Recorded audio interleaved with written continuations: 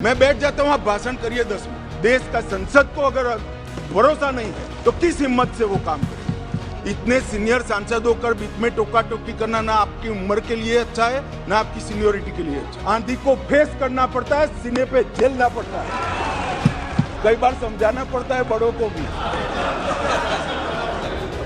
मान्यवर, जहां तक कानून का सवाल है, मैं आज ये बात सदन के सामने स्वीकार करना चाहता हूं कि जहां तक ड्रग के खिलाफ लड़ाई का सवाल है, देश की सभी राज्य सरकारों ने केंद्र सरकार के साथ कंधे से कंधा मिलाकर ये लड़ाई को गंभीरता के साथ लड़ा है।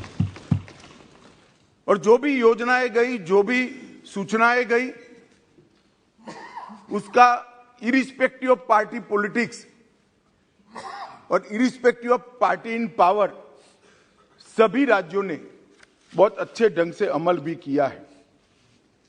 इसलिए कम से कम एक मुद्दा ऐसा है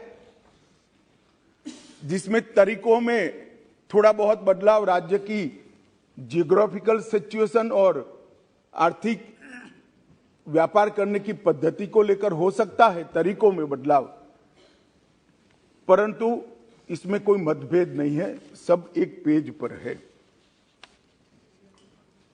मान्यवर, जहां तक बॉर्डर के राज्य हैं, कल सभी बॉर्डर के राज्यों के सदस्यों ने गंभीरता से विषय रखा है।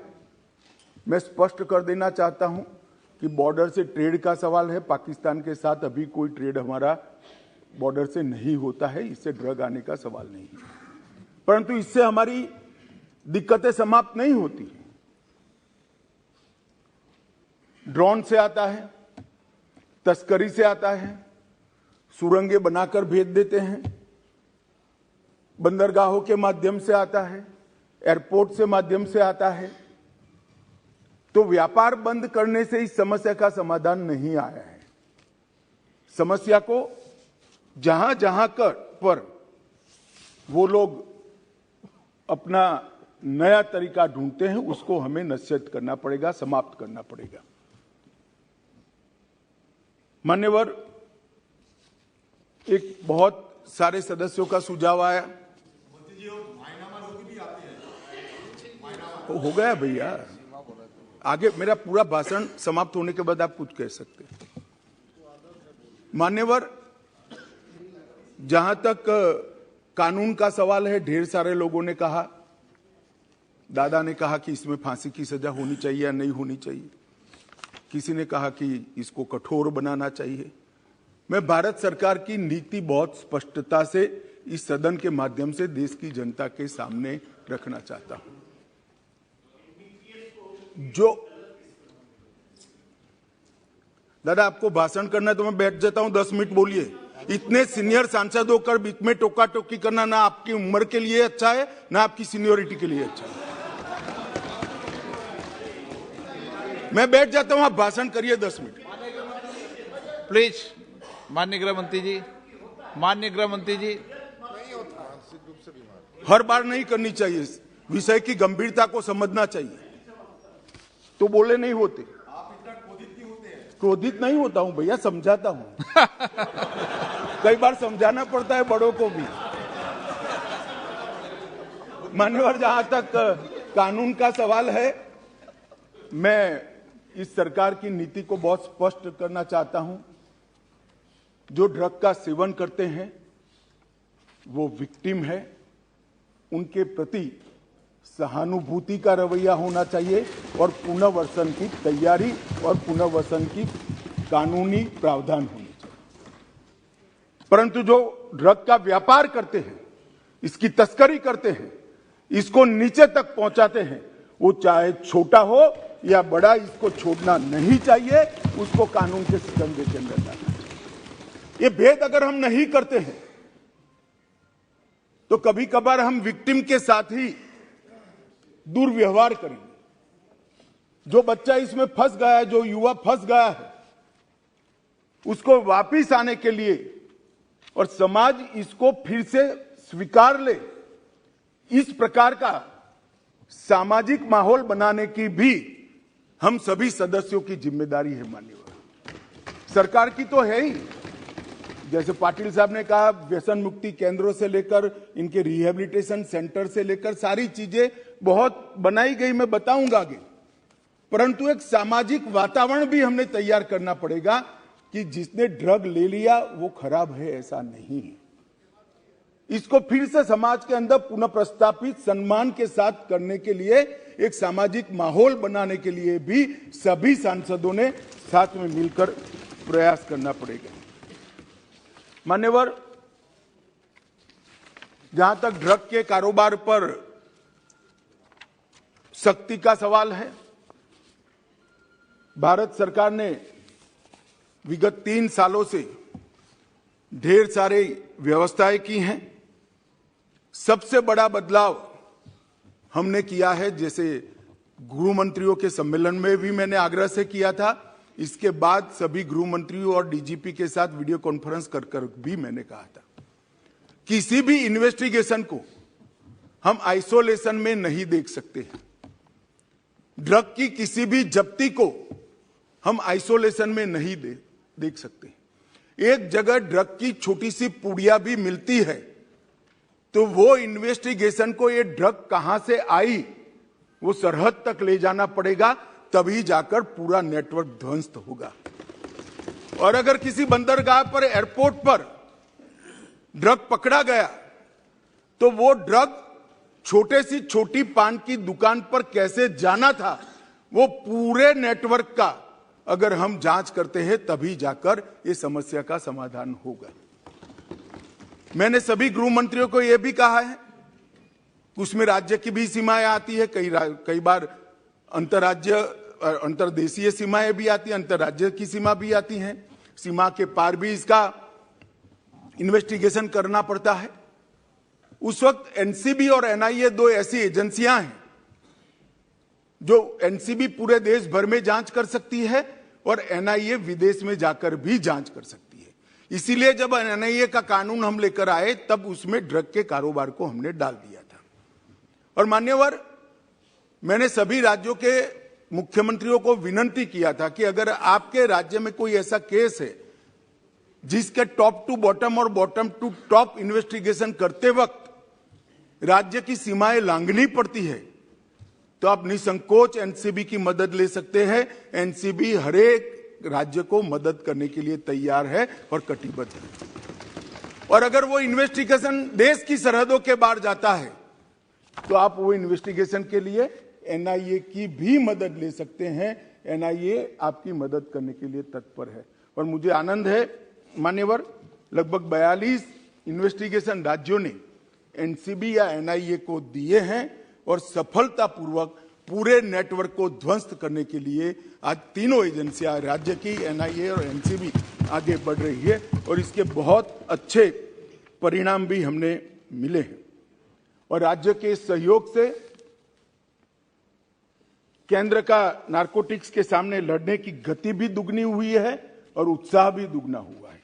मान्यवर, एनसीबी और एनआईए को जो केस सौंपे गए, वो केसों को हमने राज्य की एजेंसियों को साथ में रखकर भी इन्वेस्टिगेट किया है।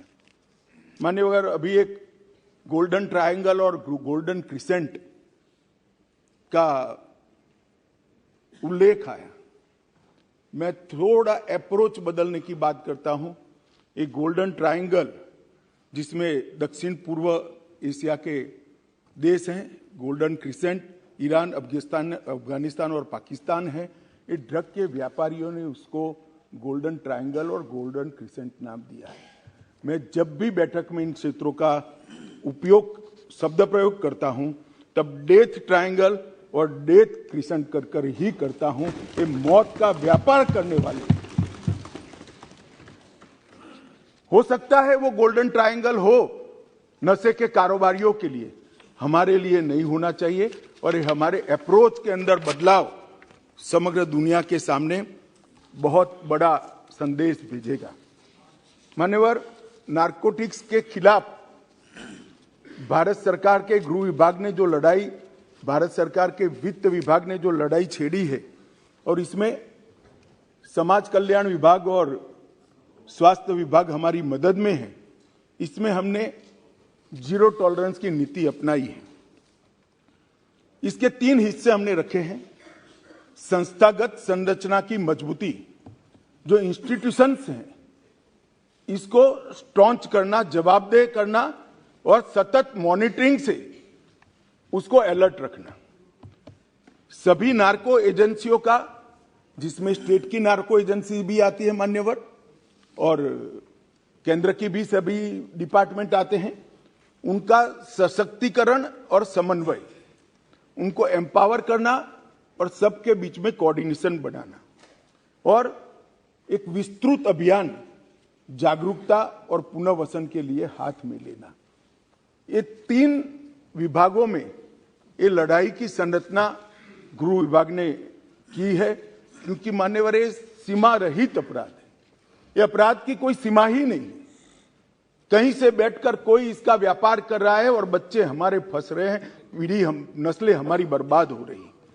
तो जब तक कोऑपरेशन, कोऑर्डिनेशन और कोलैबोरेशन नहीं होता है, हम इस लड़ाई को जीत नहीं सकते हैं। तो 3 स्तर पर, त्रिसूत्रीय फॉर्मूला पर हम आगे बढ़े हैं और ये तीनों सूत्रों पर होल ऑफ गवर्नमेंट अप्रोच से आगे बढ़े हैं। ये किसी एक डिपार्टमेंट की लड़ाई नहीं है, किसी एक सरकार की नहीं है। राज्य सरकार हो या केंद्र सरकार, उसके सभी डिपार्टमेंट ने साथ मिलकर और देश की सभी सरकारों ने साथ में मिलकर ये लड़ाई को लड़नी है। मान्यवर, हमने जो प्रमुख इनिशिएटिव लिए हैं, इसमें संस्थागत संरचना की मजबूती के लिए मैं बात करना चाहूंगा। 2019 में हमने 4 स्तरीय एनकोड की स्थापना की है। एक शीर्ष स्तरीय एनकोड है, इसके बाद में एग्जीक्यूटिव कार्यकारी स्तर पर एनकोड समिति है, उसके बाद में राज्य स्तरीय एनकोड समिति बनी है और इसके बाद में जिला स्तरीय एनकोड समिति बनी है।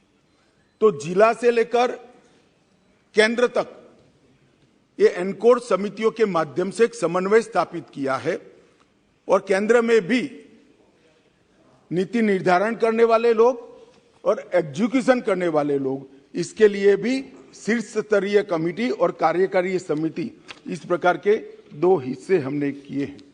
अभी 5वीं शीर्ष स्तरीय एनकोड कमेटी की बैठक हुई थी, मैंने ही इसकी अध्यक्षता की थी और ढेर सारे फैसले हमने लेकर नीचे राज्यों को पहुंचाए हैं। अब वो जिले तक परकोलेट हो गए। मगर इस स्तर पर मैं सभी राज्य के मुख्यमंत्रियों को भी सदन के माध्यम से निवेदन करना चाहता हूं।